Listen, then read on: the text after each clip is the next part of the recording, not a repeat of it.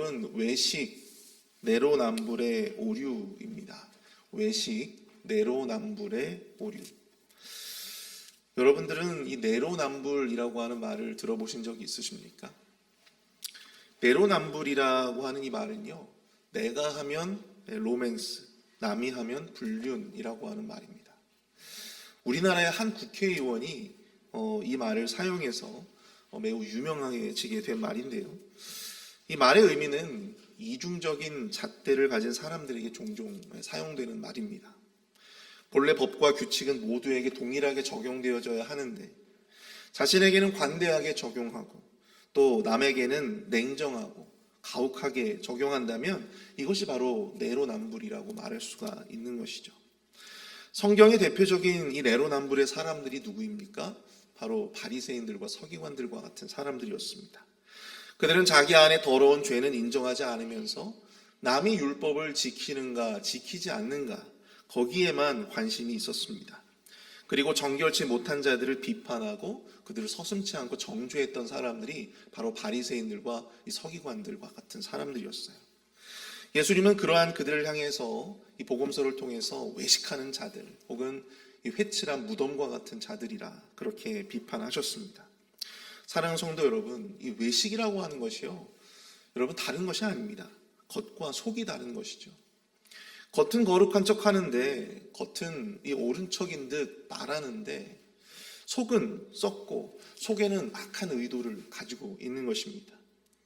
왜 그러한 일들을 할 수가 있을까요? 어떻게 그러한 일들을 할 수가 있겠습니까? 이것은 바로 말씀을 적용하는 서로 다른 시각이 존재하기 때문입니다. 말씀을 적용하는 서로 다른 기준이 존재하기 때문이에요. 말씀을 적용하는 시각과 말씀을 적용하는 기준이 서로 다르기 때문입니다. 자신에게는 매우 관대하게 적용하고 다른 이들에게는 엄격하고 냉혹하게 적용시켜서 자기가 아닌 다른 사람들을 모두 죄인으로 만들어 버리는 것이죠. 오늘 본문에서도 그들은 제자들이 정결 규례를 위반했다는 사실을 지적하고 있습니다. 오늘 이 시간에는 특별히 우리가 이 외식, 이 내로남불의 오류에 빠지게 되는지 그 본문을 중심으로 해서 우리가 몇 가지 살펴보고 또 영적인 교훈을 함께 나눠보고자 합니다. 첫 번째로 우리가 왜 외식, 내로남불의 오류에 빠지게 되는 걸까요? 첫 번째는 말씀을 적용하는 편향적 시각이 바로 이 외식과 내로남불의 오류에 빠지게 한다고 하는 것입니다. 오늘 본문 2절을 보시면요, 그의 제자 중에 몇 사람이 부정한 손, 곧 씻지 아니한 손으로 떡 먹는 것을 보았더라, 이렇게 말씀을 하고 있어요. 예루살렘에서 온 바리새인들과 서기관 몇이 예수님의 제자들이 손을 씻지 않고 이 부정한 손으로 떡 먹는 것을 보게 됩니다. 이 마가는 이것을 이 부정한 손이다 그렇게 기록을 하고 있습니다. 여기서 이 부정한 손이라고 하는 것은 단지 위생적으로 더러운 그러한 손을 의미하는 것이 아닙니다. 유대인들은요, 특별히 포로기 이후에 이 모세의 율법을 점점 그렇게 확장시켜 나아가게 됩니다. 예를 들어서 이 식사를 할 때에도 정결하게 지켜야 할 그런 몇 가지의 세부적인 전통들을 율법에 더해서 몇 가지를 더 만들게 되었다라고 하는 것이죠. 그리고 그것을 정결 규례라고 해서 강력하게 지킬 것을 권장하게 됩니다. 예를 들면 식사 전에는 반드시 손을 씻어야 했고 또 먼 곳으로 갔다가 왔을 경우에는 손뿐만 아니라 이 몸도 씻어야만 했습니다. 또한 고인물은 부정하다 여겨져서 거기에는 손을 씻지 않았고요. 이러한 규례들을 지키지 않을 경우에는 그들이 의식적으로 부정하다 그렇게 정죄하고 또 비판하였습니다. 저는 이 본문을 묵상하면서 특별히 2절 마지막 부분에 이 보았더라라고 하는 단어가 눈에 들어왔어요. 보았더라. 헬라어 원문의 의미로 본다면 이것은 본 후에라고 하는 것이 맞습니다. 제자들이 손을 씻지 않은 것을 본 후에 예수님께 그들이 곧장 달려가서 그것을 예수님께 따진 것이죠. 그러나 이것은 우연히 본 것이 아닙니다. 우연히 보다가 제자들이 손 씻지 않고 부정한 손으로 떡을 먹는 것을 본 것이 아니에요. 의도를 가지고 제자들의 행위를 주목하여 보았다라고 하는 것입니다. 우리가 보통 누군가의 흠을 잡기 위해서 무슨 눈으로 본다고 하죠? 매의 눈으로 본다고 하잖아요. 누군가의 흠을 잡기 위해서. 배가 고픈 이 매가 이 먹이를 찾아서 집중해서 이 먹이를 찾기 위해서 막 집중해서 살펴보듯이 그 사람의 흠을 잡기 위해서, 그 사람의 죄를 찾아내기 위해서 매의 눈으로 관찰하고 응시했다라고 하는 것입니다. 그리고 손을 씻지 않고 정결 규례를 어긴 그 흠을 찾아낸 것이죠. 그들에게는 자기 안의 영적인 더러움을, 자기 안에 있는 이 영적인 더러움을 응시할 수 있는 영의 시각은 없었지만 매의 눈으로 다른 사람의 죄를 응시하고 찾아내는 데에는 아주 능수능란했던 그러한 자들이었다라고 하는 것입니다. 그것이 바로 외식이라고 하는 거예요. 마태복음 7장 3절에서 예수님은 이렇게 말씀하십니다. 어찌하여 형제의 눈 속에 있는 티는 보고 내 눈 속에 있는 들보는 깨닫지 못하느냐. 그리고 5절에서는 또 이렇게 말씀하세요. 외식하는 자여 내 눈 속에서 들보를 빼어라. 그 후에야 밝히 보고 형제의 눈 속에서 티를 빼리라. 형제의 눈 속에 티는 보고 자기 눈 속에 들보를 깨닫지 못하는 자, 바로 외식하는 자라고 하는 것입니다. 남의 죄는 보이고 자기의 죄는 보이지 않는 자, 아니 보려 하지 않는 자가 바로 외식하는 자라고 하는 말이에요. 제자들이 손 씻지 않고 식사하는 것은 잘 보면서 내 안의 영이 얼마나 더럽고 추악한지 그것을 바로 보지 못한다고 한다면 바로 그것이 외식이라고 하는 것입니다. 그러한 바리새인들과 서기관들이 바로 외식한 자들이었다고 하는 것이죠. 바로 여기에서 외식이 자라나는 것입니다. 말씀을 적용할 때 그 말씀을 적용하는 편향적인 시각, 나는 제대로 보지 못하고 그 시각이 온전히 다른 사람들로만 향해져 있다면 그 편향적 시각, 남을 향한 시선은 열어놓고 자기를 돌아보는 시선은 꽉 닫아놓는 바로 그러한 편향적인 시각에서 외식이 시작되어지게 된다고 하는 것입니다. 여러분들 구약의 요나를 잘 아실 것입니다. 요나는 참 매력적인 캐릭터입니다. 일반적인 다른 선지자들과는 정말 다르죠. 아마도 성경에서 가장 입체적인 인물이 요나가 아닐까 싶어요. 근데 요나도 이 바리새인들처럼 이 편향적인 영적 시각을 가지고 있었던 사람이었습니다. 선지자였던 그도 이 아수르의 죄를 향한 눈은 열어놓았습니다. 아수르의 죄는 보였어요. 그러나 자기 안에 하나님의 말씀에 불순종하고자 하는 이 추악한 그 악은 바로 보지 못했다라고 하는 사실입니다. 하나님의 뜻을 헤아리지 못하고 순종하지 않았던 그 자신의 완악함은 깨닫지 못한 채 아수르의 죄만을 바라보고자만 했다라고 하는 것이죠. 하나님 앞에 아수르의 죄만 크고 자기 죄는 미약하다고 여기는 바로 그러한 이중적인 시각에서 그의 이중성, 외식, 내로남불이 시작되고 자라고 있었다라고 하는 사실입니다. 본문의 말씀을 묵상하면서 이 말씀을 전하는 제 자신도 참 외식적인 사람이다라고 하는 것을 깨닫게 되었습니다. 제대로 신앙생활을 하지 못하는 사람들을 보면 그런 사람들을 볼 때 제 나름대로 그들을 마음속으로 평가하고 또 판단하고 또 마음속으로 비판했지만 나의 어떤 그 죄를 또한 나의 그 악을 지적하는 우리 안의 그 목소리, 누군가의 목소리를 저는 무시하고 또한 그것을 애써 부인했기 때문입니다. 남을 판단하기는 익숙하나 내가 판단받는 것은 거부하는 이 나 자신을 바라보면서 현타가 오기 시작했어요. 그래, 결국엔 내가 바로 이 외식적인 사람인 거야. 내가 외식하고 있는 것이지. 나의 이중성, 나의 외식, 나의 내로남불을 인정하면요, 여러분 현타가 와요. 나 자신을 더욱 현실적으로 바라볼 수 있게 됩니다. 내가 얼마나 추악한 사람인지, 내가 얼마나 하나님의 은혜가 필요한 존재인지를 여러분들 우리가 스스로 깨닫게 되어진다고 하는 것입니다. 하나님 앞에선 죄인된 나 자신을 더욱더 선명하고 명확하게 바라볼 수 있게 해줘요. 내가 얼마나 이중적이고 위성적인 인간이었는가, 내가 얼마나 하나님 앞에 이 죄인 중에 괴수였는지를 깨닫게 되어집니다.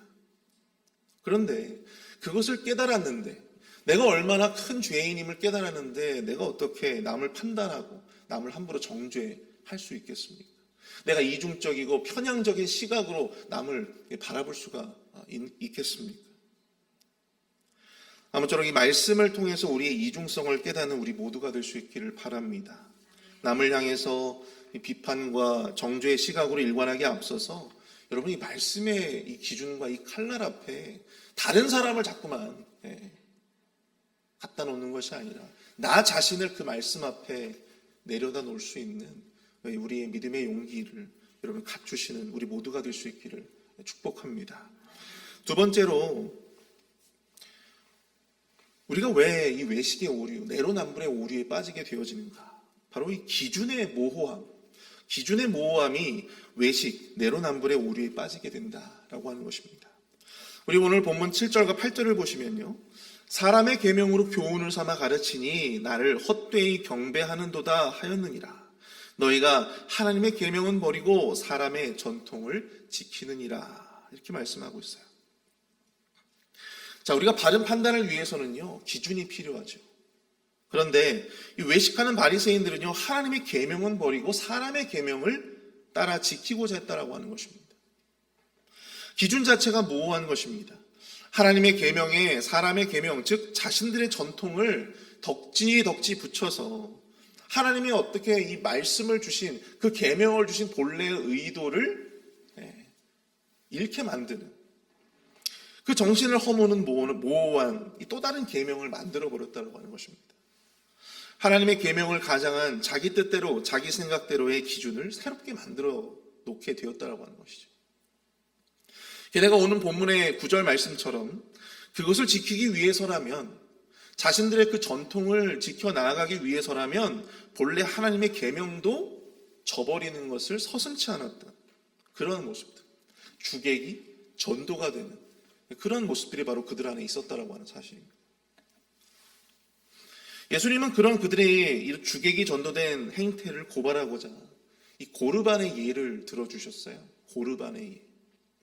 우리 보는 본문 1절을 보시면요, 너희는 이르되 사람이 아버지에게나 어머니에게나 말하기를 내가 드려 유익하게 할 것이 고르반 곧 하나님께 드림이 되었다라고 하기만 하면 그만이라 하고 자기 아버지나 어머니에게 다시 아무것도 하여 드리기를 허락하지 아니하여.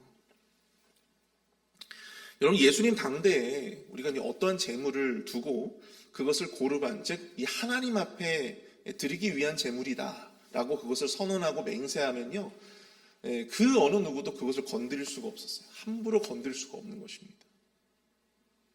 그것이 행여 자기 부모를 봉양하고 또 자기 부모에게 드려야 할 물질이라 하더라도 그것을 아끼기 위해서 그들은 외식적으로 하나님의 말씀, 이 고르반의 이 고르반의 예를 지키는 듯 그렇게 이야기를 하면서 결국에는 부모에게 효를 다하지 않는, 그것을 합법화하는, 합리화하는 데 사용했다라고 하는 사실입니다.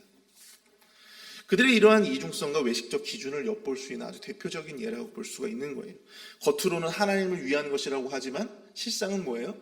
나의 욕심, 탐욕을 위한, 그것을 하나님을 위한 것이라고 포장하고 있었다라고 하는 사실입니다. 그것이 바로 외식적인 자들의 모습이라고 하는 것이죠. 하나님의 말씀을 모호한 기준으로 자기 자신에게 유리하게 해석하고 읽으려 했던 그들의 외식적인 모습. 저 또한 이 말씀을 하나님의 뜻이 아닌 내 뜻대로, 또 내게 유리한 대로, 또 내 욕심대로 바라보려 하지 않았는지를 이 말씀을 통해서 반성하게 됩니다. 하나님의 말씀은 선명하고 분명한데 그것을 바라보는 나 자신의 이 기준의 모호함, 그것이 하나님의 선명한 말씀을 모호하게, 또한 하나님께 유리한 것이 아니라 나 자신에게 유리하게 그 말씀을 읽으려 하고 적용하려고 했다라고 하는 사실이죠. 여러분, 다른 것이 외식이 아닙니다. 하나님의 말씀인 척 우리가 말씀을 받는 듯 하지만 실상은 그 말씀을 이용하고 내게 유리한 대로 그 말씀을 이용하려고 하는 모습들, 그 말씀을 내게 맞게 포장하는 것, 그 말씀을 내게 유리하게 판단하는 것. 그것이 바로 외식이고 그것이 바로 내로남불이라고 하는 사실이죠. 여러분 사무엘장 2장을 보시면요, 이 사무엘을 맡아서 키우는 이 엘리 제사장의 이 두 아들이 벌인 악행이 고발되고 있습니다. 회막문에서 수종들은 여인들과 거리낌 없이 동침을 했다라고 하는 거예요. 그런데 이런 엄청난 악행을 들어 알고 있음에도 불구하고요, 엘리 제사장은 이렇게 자녀들에게 이야기합니다. 내 아들들아, 그러지 말아라. 내게 들리는 소문이 좋지 아니하구나. 그것이 끝이었어요. 단지 몇 마디 말이 전부였습니다. 그들을 처벌하고 그들의 악을 사전에 제거해야 했음에도 불구하고 자기 핏줄이라고 하는 이유로 그것을 방관했다라고 하는 사실입니다. 엄연히 말씀에 선명하고도 분명한 기준으로 백성들의 죄를 대해하심에도 불구하고 그는 서로 다른 모호한 기준으로 일관했다라고 하는 것입니다. 그 결과 어떻게 되었습니까? 이 엘리의 가문이 멸문지화를 당하게 되었다라고 하는 것입니다. 누군가와 내가 친하다라고 하는 그것이 어떤 판단의 기준이 되는 거예요. 교회 안에서 사실 그런 것들이 많습니다. 교회 안에서 어떤 것들을 결정할 때 내가 누군가와 친하다는 이유만으로 그것이 누군가에게는 공정하게 여겨질 수도 있고요. 또 그것이 누군가에게는 굉장히 불합리하게 여겨질 수도 있다고 하는 사실이죠. 우리가 왜 그렇게 다른 시각으로 그것을 바라보게 됩니까? 내 관계라고 하는 것이 하나님의 말씀의 기준보다도 더 우선하기 때문이다라고 하는 것입니다. 누군가의 친함이 이 판단의 기준이 되지 않기를 바랍니다. 그것이 나의 가족이고 친척이 됨이 여러분들 우리의 판단과 어떤 사역의 기준이 되지 않기를 바랍니다. 그것이 나에게 유익이 되고 또 그것이 나에게 이익이 된다고 해서 하나님께 분명한 죄가 그것이 덮여지는 그러한 일이 우리 안에 있게 되어지지 않기를 바랍니다. 사랑하는 성도 여러분, 선명한 말씀의 빛으로 자신을 온전히 비추어 볼 수 있는 영적인 통찰이 우리 안에 있어져야 될 줄로 믿습니다. 생각보다 이 자신의 죄와 허물을 인정하는 작업이요, 여러분 그렇게 녹록지가 않아요. 참 자존심이 상하고 부끄럽고 때로는 그것 때문에 참 수치심이 느껴질 때가 있습니다. 근데 여러분 우리가 그것에 익숙해져야 돼요.